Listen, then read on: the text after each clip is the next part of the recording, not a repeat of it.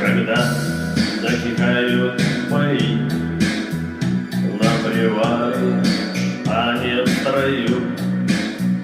Я о мире и о любви сочиняю и пою. Облегченно вздыхают враги, а друзья говорят устало. Ошибаются те и другие, это привал.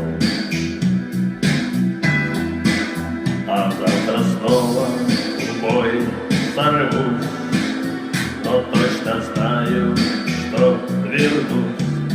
Будет даже через 100 веков, страну не дураков, а гений.